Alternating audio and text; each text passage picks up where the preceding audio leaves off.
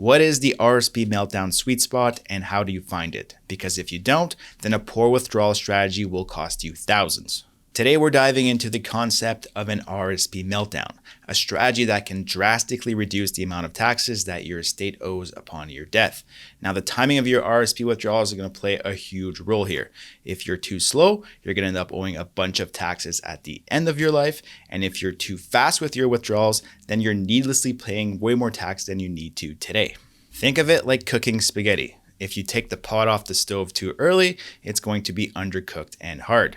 Wait too late, and now it's going to be overdone and mushy. You need to find that sweet spot where it's just right, or also known as al dente, where you're going to have a good bowl of spaghetti. It's the same thing when it comes to your RRSP meltdown. You want to find that just right balance when it comes to your withdrawals.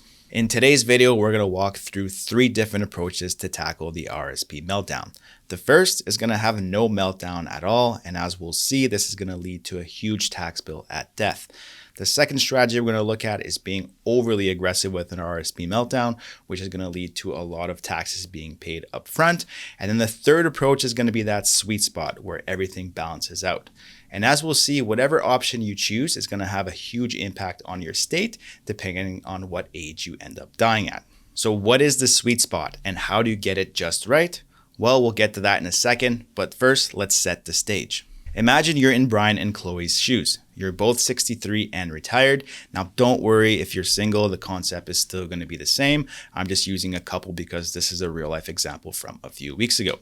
They both plan on taking their CPP and old age security at 70, and they expect to live until age 90.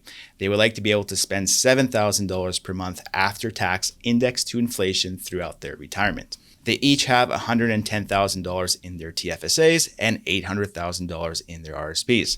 And for the sake of this example, we're going to use a rate of return in their portfolio of just over 5% throughout their retirement. So in scenario 1, we're going with no RRSP meltdown. So here we have a graph of their net worth, and in blue, we're seeing the combined value of their registered accounts or RRSPs, and in yellow, it's the combined value of their TFSAs. Again, we're not doing a meltdown here. So over the first couple of years of their retirement, they're using up their TFSA funds to meet their expenses. Now, once the TFSAs are used up, then they begin making withdrawals from their RRSPs, but they're only withdrawing what they need to meet their expenses. We'll see that the withdrawals over the next 4 or 5 years are pretty aggressive, but then things start to stabilize out. That's because that's when their CPP and OAS begins. Eventually, we see that the TFSA reappears. So why is that happening? Well, as we all know, eventually the RRSP needs to be converted to a RIF. And once the funds are in a RIF, there is a minimum amount that has to be withdrawn every year. Now that percentage or that minimum amount increases every year. And eventually around 2038, the amount that needs to be withdrawn out of Brian and Chloe's RIFs are more than they actually need to meet their expenses. So we're using these funds to put into their TFSAs so they can grow tax-free. Now, the problem with this strategy is that once we reach the plan's end, there is still a lot of money left in their RIF. And as we know, this money is all going to be taxable in the year of death. Now, depending on what province you're in, you're likely looking at a tax rate of over 50% on a large chunk of this RIF. So in this exact scenario, we're looking at a final tax bill of $530,000, leaving a net estate after tax of $1.42 million. Now imagine if we were way too aggressive with our RRSP meltdown strategy. So as we look at the net worth graph here, you can see that things have changed drastically. Over the next few years, their RRSPs are completely melted down, and we got to ask ourselves, well, where is that money going? So they're still using the RRSPs to meet their expenses, but any money above this that they're withdrawing from their RRSPs that they don't need, we're using that to top up their TFSAs. And once those are maxed out, then we start to add to their non-registered accounts. So eventually the RRSPs are completely withdrawn. And at that point, we start using the non-registered accounts to meet their expenses. And again, eventually those accounts are withered down as well. So they just have the TFSA remaining to live off of.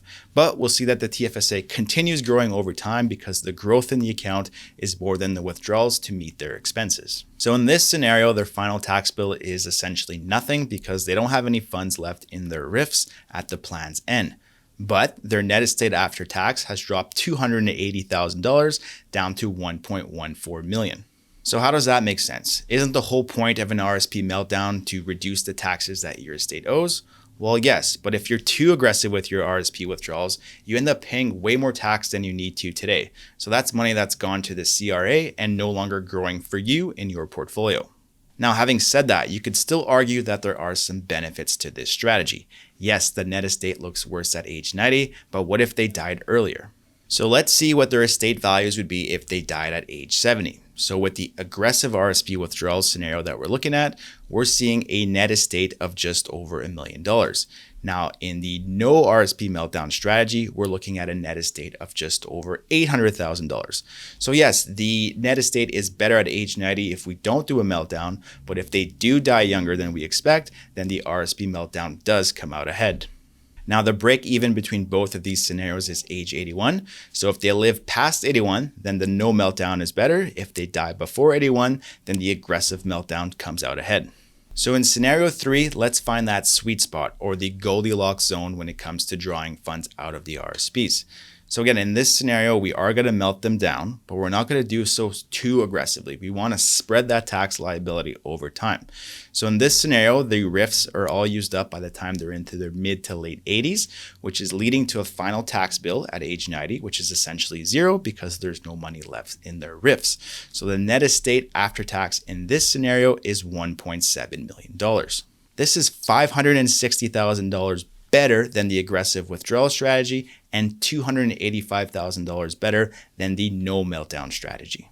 And to compare the estate values at younger ages, the aggressive RSP meltdown is the best strategy if they both die before the age of 74.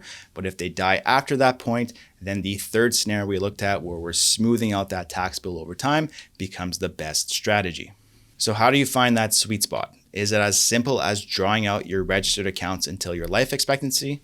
Well, on paper, yes, but life is not an Excel spreadsheet. There are too many variables that come into play.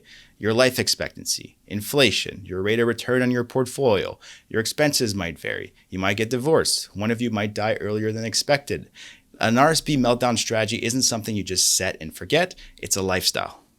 Okay, so that might have been a little bit extreme. It's not a lifestyle, but it's something that you do have to constantly update to factor in everything that life throws at us. For all of your retirement needs, check us out at transcanadawealthmanagement.com.